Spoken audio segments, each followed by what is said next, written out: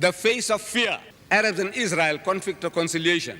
I'm sure you have it. Now, if you open there, page 25, open it, 25, you'll see that picture close at hand.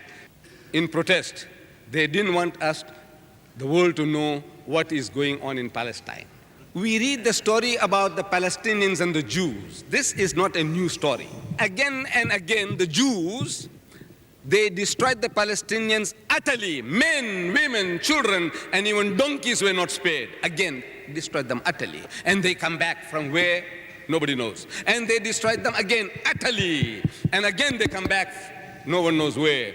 The Palestinians, they have Goliath in their midst, a giant, an 8-foot giant.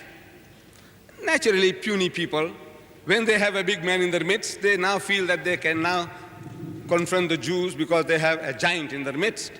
So the Palestinians on one hilltop, with Goliath in their midst, he's shouting to the Jews on the opposite hill, say, "Oh Jews! Oh Jews, come, come. Come, is there anybody there who's prepared to take me on? I'll chew you alive." And from the man's size, it appeared that no Jew could have come anywhere near Goliath. And if he did, and if Goliath got hold of the fellow, the Jew would be squeezed to death. So little David, he comes up to Saul, the commander, and he says, "Look, I will take that fellow on."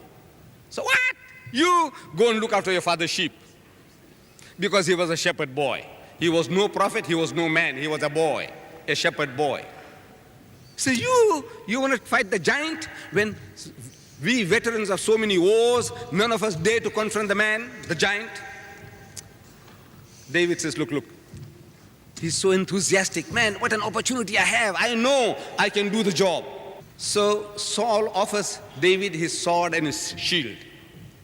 Young David says, look, I have never used it in my life before. And perhaps the sword is too heavy for him to carry. So when he refuses the sword and the shield, David says, look, I'm going to use my sling. So what? A toy? You want to fight a giant with a toy? But he has seen the opportunity. This huge giant, slow, cumbersome. You know, a man who's a giant is abnormal. He's not even steady on his feet. And David saw the opportunity. So eventually, Saul gives him permission, says, go, if you want to commit suicide, go. So David walks down the hill. At the stream, he picks up a few pebbles, small stones, and he puts one in his pouch, and he swings to gain momentum, the old-fashioned sling, because they didn't discover rubber those days. There was no rubber then. It was a pouch with 2 strings attached to it. He swung, and at the right moment, he let the one side go. And the missile, the stone, flew and hit Goliath on the forehead, cracked his skull. Goliath fell. Little David rushes up, takes his own sword, and chops off his head. And there was consternation in the Palestinian camp. The giant is gone. The hope of his side lost first blow. So the Quran reminds us, it says, وَقَتَلَ دَاوُدُ جَالُوتَ, and David killed Goliath. وَآتَاهُ اللَّهُ الْمُلْكَ, and God gave him dominion, وَالْحِكْمَةَ, and wisdom, وَعَلَّمَهُ مِمَّا يَشَاءُ, and whatever else he willed. So the Jew says, David killed Goliath. The Christian says, David killed Goliath. The Muslim says, David killed Goliath. Think of it. You see, Goliath had to be there, David had to be there for this opportunity. If he was 5 kilometers away, history would never have known who David was. That man was set up. Who did the setting up? David? No. Saul? No. The Palestinians? No. Somebody did the setting up. Who? There is one above.